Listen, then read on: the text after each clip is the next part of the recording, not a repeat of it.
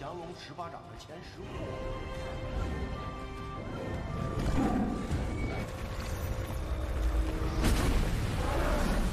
Halo, selamat datang di Aksa Movie 21. Semoga kalian dalam keadaan baik dan selalu diberi kemudahan dalam urusannya. Kali ini saya akan melanjutkan kembali alur cerita film The Legend of Heroes, di mana pada episode sebelumnya diceritakan jika Yang Tiesin telah bertemu dengan istrinya kembali. Namun akan tetapi Yang Kang tidak mengakui ayahnya tersebut. Dia bahkan ingin membunuh Yang Tiesin. Bersama Raja Hongli, Yang Kang memimpin pasukan untuk mengepung Yang Tiesin. Dengan bantuan pendeta Ma, Yang Tiesin akhirnya berhasil meninggalkan kediaman Zhao. Namun setibanya di tengah hutan, mereka berhasil dikejar oleh Raja Hongli dan pasukan. Raja Hongli meminta Shiro kembali bersamanya ke istana, tapi tentu saja Shiro menolak dan memilih pergi bersama Yang Tiesin. Ketika Raja Hongli memerintahkan pasukannya membunuh mereka semua, Yang Tiesin maju dan mengorbankan dirinya. Shiro yang melihat suaminya itu bersimbah darah lalu mengambil sebilah pisau dan menusuk dirinya sendiri. Yang Tiesin menyampaikan wasiat terakhirnya untuk menjodohkan Nianxi dan Guojing. Tapi Guojing tidak bisa menerima perjodohan tersebut karena saat ini dia sudah memiliki wanita yang dia suka. Meskipun guru-gurunya tidak mendukung hubungan cinta mereka, tapi Guojing tetap pada pendiriannya untuk selalu bersama Huang Rong. Setelah kematian ibunya, Yang Kang seperti orang kehilangan arah. Dia juga menolak kembali ke kediaman Zhao. Kemudian Yang Kang bertemu Nianxi. Nianxi lalu membawa Yang Kang ke rumahnya. Di sana Yang Kang menanyakan perjodohan Nianxi dan Guojing. Tapi Nianxi mengatakan jika perjodohan itu tidak mungkin bisa dilakukan. Apalagi Nianxi sebenarnya sudah menyukai Yang Kang. Dan malam itu mereka berdua pun menjadi sepasang kekasih. Guojing dan Huang Rong bermain di tengah hutan. Dan tanpa sengaja di sana mereka bertemu dengan seorang pendekar senior yang dikenal dengan Pengemis Utara. Hong Qigong terlihat kesal karena Huang Rong dan Guojing telah mengganggu tidurnya, lalu menyuruh mereka berdua pergi. Tapi Huang Rong menolak untuk pergi. Dia berkata kalau tempat itu bukan milik siapapun. Hong Qigong pun mengajak mereka bertaruh. Bagi siapa yang tidur lebih lama, maka dia pemenangnya. Tapi Huang Rong mulai memainkan siasatnya. Dia tahu kalau Hong Qigong terkenal sebagai orang yang suka makan. Jadi dia pun mulai memasak. Bau masakan Huang Rong membuat Hong Qigong mulai tergoda. Tiba-tiba Biksu Liang datang mencari Guojing yang telah meminum darah ularnya. Dia pun langsung menyerang Huang Rong. Guojing yang melihat kekasihnya diserang segera membantu. Tapi meskipun mereka berdua bekerja sama, mereka masih belum bisa mengimbangi kekuatan Biksu Liang. Untung saja tanpa diduga Hong Qigong membantu Guojing dan Huang Rong, yang seketika Biksu Liang pun terpental kesakitan. Melihat kehadiran Hong Qigong, seketika Biksu Liang ketakutan dan minta ampun. Bahkan ketika Huang Rong memukulnya pun dia tidak berani melawan. Karena telah membantu mereka mengusir Biksu Liang, Huang Rong lalu mengajak Hong Qigong makan bersama. Hong Qigong sangat menikmati masakan Huang Rong, jadi Huang Rong pun menggunakan kesempatan itu. Dia berjanji akan selalu membuatkan Hong Qigong makanan yang enak, asalkan dia bersedia mengajari Guojing beberapa jurus kungfu. Awalnya Hong Qigong menolak tawaran Huang Rong, karena seumur hidupnya dia tidak pernah menerima murid. Tapi karena dia tidak tahan dengan bau masakan Huang Rong, mau tidak mau dia akhirnya bersedia mengajari Guojing. Hong Qigong melihat jika ilmu bela diri Guojing sangat payah. Dengan kemampuannya sekarang, pasti sangat sulit bagi Guojing untuk mendapatkan restu dari ayah Huang Rong. Dia lalu menunjukkan sebuah jurus kepada Guojing dan menyuruh pemuda itu untuk mencobanya. Tapi Guojing tampaknya kesulitan menguasai jurus yang diajarkan oleh Hong Qigong. Berbeda dengan Huang Rong, yang hanya dalam waktu singkat dia sudah menguasai satu jurus yang diajarkan Pengemis Utara tersebut. Namun karena Guojing tidak pernah menyerah, akhirnya dia pun berhasil menguasai jurus yang diajarkan.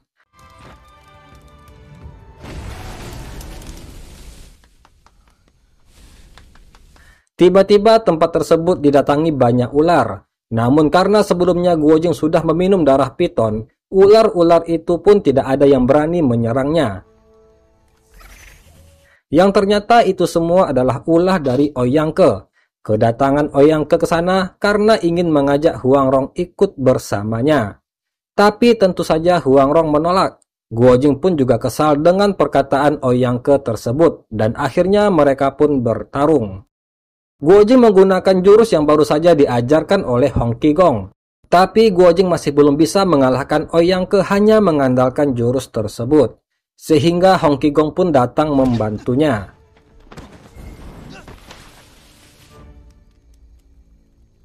Ouyang-ke mengerahkan ular peliharaannya menyerang Hong Qigong. Tapi di hadapan pengemis utara, kemampuan Ouyang-ke bukanlah apa-apa. Dia dengan mudah membunuh semua ular-ular tersebut. Hong Qigong mengetahui jika Ouyang-ke memiliki hubungan dengan Ouyang Feng. Di wilayah barat, Ouyang-ke bisa berbuat semaunya, tapi di daratan tengah, jangan berani bertindak seenaknya. Hong Qigong pun lalu menyuruh Ouyang-ke pergi. Kali ini dia melepaskan pemuda tersebut karena memandang Ouyang Feng. Karena tidak ingin mubazir, mereka pun mengumpulkan ular-ular yang sudah mati itu untuk dimasak oleh Huang Rong. Dikarenakan saat ini Ouyang-ke mulai mengincar mereka, Huang Rong meminta Hong Qigong mengajarkan beberapa jurus lagi kepada Guo Jing. Dia berjanji setiap hari akan memasakkan makanan enak buat pria tersebut. Dan demi agar bisa menikmati masakan Huang Rong, Hong Qigong pun bersedia mengajari Guo Jing. Keesokan harinya Guo Jing kembali berlatih. Kali ini Hong Qigong mengajarkan 15 gerakan pertama dari 18 jurus pukulan penakluk naga. Jurus ini adalah jurus andalan yang diciptakan oleh Hong Qigong sendiri.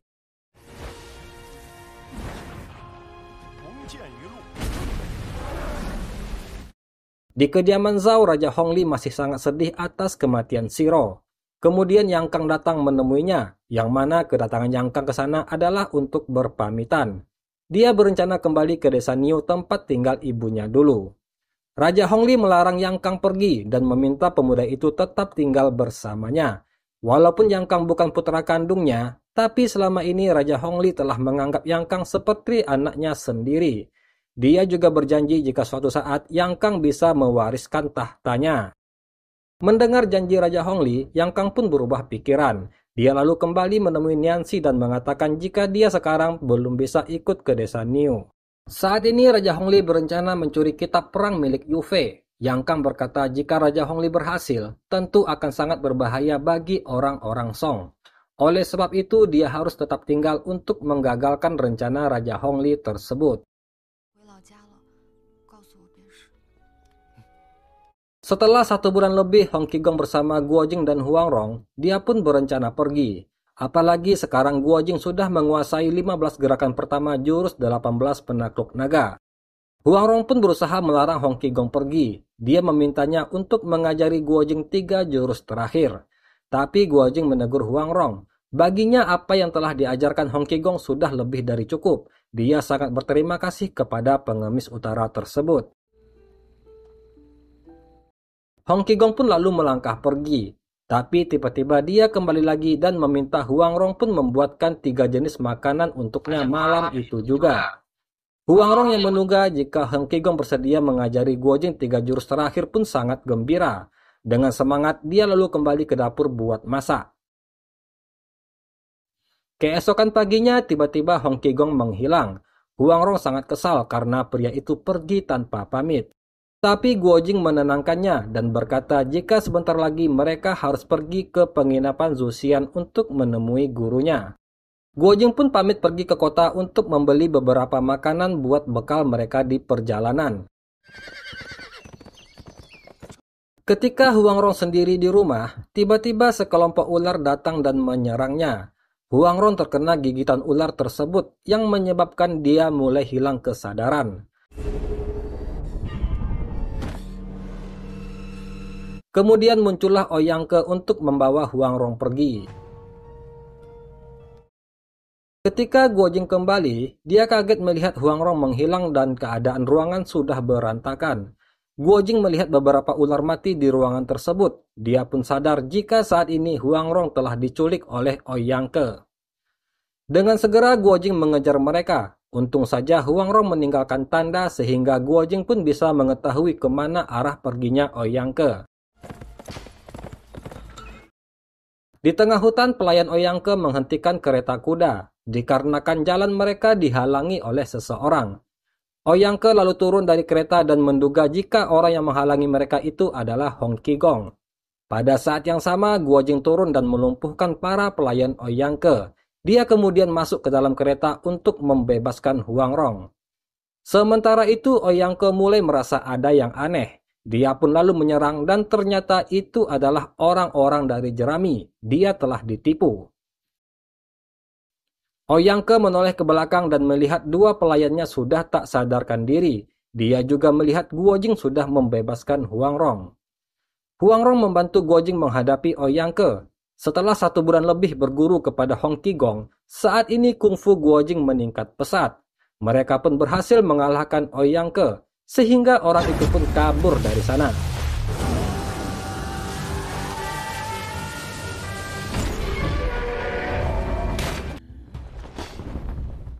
Raja Hongli terlihat sangat marah. Dia menerima laporan dari mata-mata jika saat ini kerajaan Mongol telah menjalin kerjasama dengan dinasti Song. Yang tentu saja hal itu akan berbahaya bagi dinasti Jin. Raja Hongli lalu memberikan token kaisar kepada Yang Kang dan menyuruhnya pergi ke wilayah Song. Sesampainya di wilayah Song, utus orang menyamar sebagai orang Song untuk membunuh utusan Mongolia. Jika rencana itu berhasil, maka kerjasama dinasti Song dan kerajaan Mongol akan batal. Yang Kang kemudian menemui Mei Chaofeng untuk ikut bersamanya ke negeri Song. Yang Kang berkata, jika 7 pendekar Jiangnan akan berkumpul di penginapan Zuxian, sehingga Mei Chaofeng bisa balas dendam terhadap mereka. Mei Chaofeng menyetujui ajakan Yang Kang itu. Mereka akan bertemu di kota Lin'an. Guo Jing dan Huang Rong telah tiba di kota Lin'an. Tanpa sengaja, Huang Rong melihat Nianxi. Huang Rong tahu jika Nianxi sebelumnya dijodohkan dengan Guo Jing, jadi dia berencana untuk menemui gadis tersebut. Setelah berpamitan dengan Guo Jing, Huang Rong pun pergi mendatangi Nianxi. Dia melihat pedang pendek milik Nianxi dan mengira jika itu adalah tanda perjodohan Nianxi dan Guo Jing. Nianxi yang selalu dilihatin Huang Rong merasa aneh. Dia pun lalu menanyakan ada urusan apa. Huang Rong terus menatapnya. Tanpa basa-basi lagi, Huang Rong mengambil pedang Nianxi lalu membawanya kabur.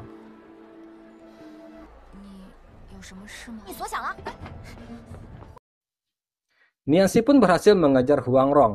Dia meminta pedangnya dikembalikan karena itu adalah pemberian dari ayah angkatnya. Mereka berdua pun akhirnya bertarung karena Huang Rong tidak mau mengembalikan pedang itu. Dan Huang Rong berhasil membuat Nianxi tidak bisa bergerak. Huang Rong berjanji akan melepaskannya jika Nianxi bersumpah tidak akan menikahi Guo Jing. Mendengar perkataan Huang Rong, Nianxi pun sadar jika wanita itu sudah salah paham. Dia berkata jika perjodohan itu adalah wasiat dari ayah angkatnya, tapi dia sendiri tidak mau menikah dengan Guo Jing, karena saat ini dia sudah memiliki pria yang disukainya. Huang Rong lalu membuka pedang pendek dan mengetahui jika orang yang disukai Nianxi adalah Yang Kang. Merasa lega kekasihnya tidak jadi direbut orang, Huang Rong pun lalu melepaskan totokan Nianxi. Dia minta maaf karena sebelumnya sudah salah paham. Nianxi memaafkan Huang Rong. Dia bahkan memberikan pedang pendek itu kepadanya. Ketika sedang makan, Nianxi mendengar percakapan orang-orang di sana jika dinasti Jin mengirim utusan yang dipimpin langsung oleh Pangeran Jin. Nianxi curiga jika pangeran yang dimaksud adalah Yang Kang. Dia pun lalu pergi ke dermaga untuk menyelidiki, dan dia melihat Yang Kang berada di sana bersama utusan dinasti Jin.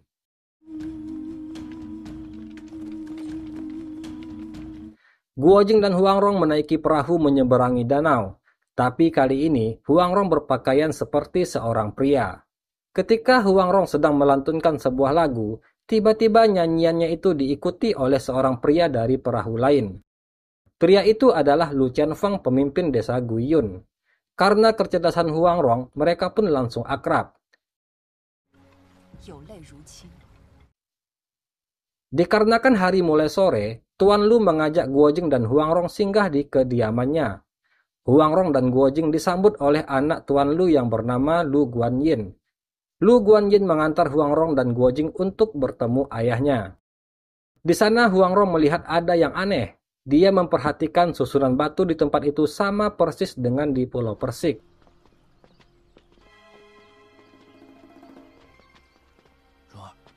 Mereka pun memasuki sebuah ruangan di mana Tuan Lu telah menunggu di sana. Tuan Lu memperlihatkan beberapa karya lukisannya dan meminta komentar dari Huang Rong. Setelah beberapa saat mengamati, Huang Rong pun lalu berkomentar jika lukisan itu melambangkan suasana hati Tuan Lu. Tuan Lu pun terkesan dengan kecerdasan Huang Rong. Selama ini baru Huang Rong lah orang yang bisa mengetahui makna lukisannya tersebut. Dia lalu menyuruh pelayan mengantar Huang Rong dan Guojing ke kamar untuk beristirahat.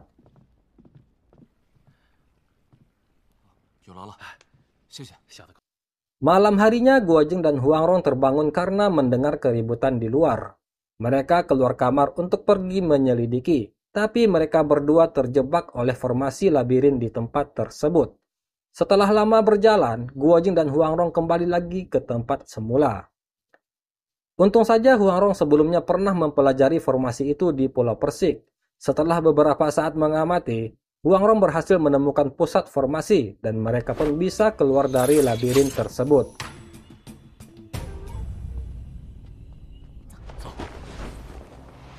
Guojing dan Huang Rong melihat Guanyin bersama beberapa pemuda desa sedang berkumpul, yang ternyata saat ini mereka berencana merampok kapal utusan dinasti Jin dan nantinya akan dibagikan kepada penduduk miskin.